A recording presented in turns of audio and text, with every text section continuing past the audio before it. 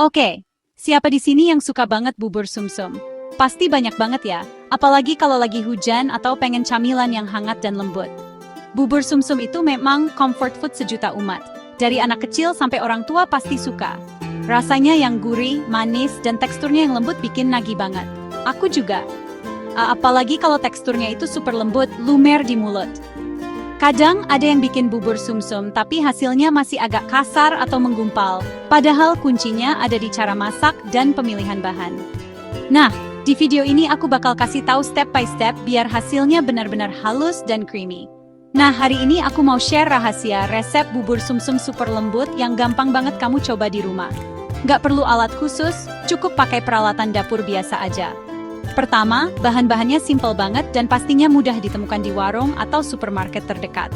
Kamu cuma butuh tepung beras, santan, gula, daun pandan, dan sedikit garam.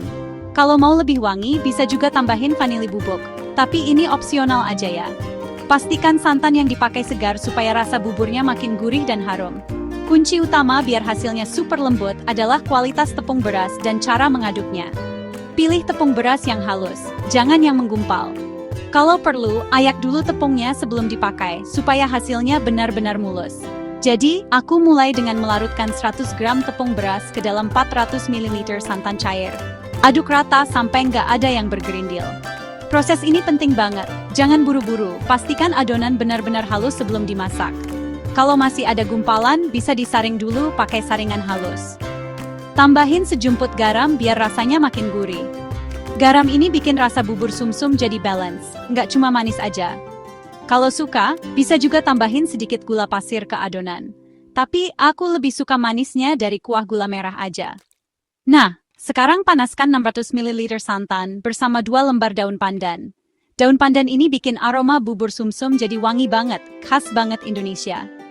Jangan lupa diaduk terus ya, biar santannya nggak pecah dan tetap creamy. Pakai api kecil aja supaya santan nggak cepat mendidih.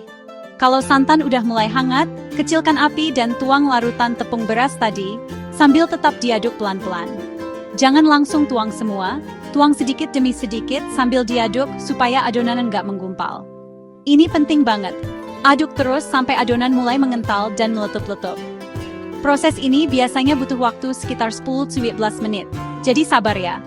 Kalau sudah mengental dan permukaannya mulai bergelembung, tandanya bubur sumsum sudah matang. Kalau udah, matikan api dan biarkan uap panasnya menyelesaikan proses pengentalan. Diamkan sekitar 5 menit sebelum disajikan, supaya teksturnya makin set dan gak terlalu cair. Untuk kuah gula merahnya, cukup larutkan gula merah dengan sedikit air dan daun pandan. Masak sampai wangi dan mengental sedikit. Kalau suka, bisa tambahin sejumput garam biar rasanya makin kaya. Kuah ini yang bikin bubur sumsum makin spesial. Manisnya pas dan aromanya harum banget.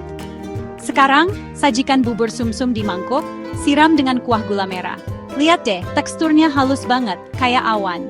Cocok banget buat sarapan, camilan sore, atau hidangan spesial saat kumpul keluarga.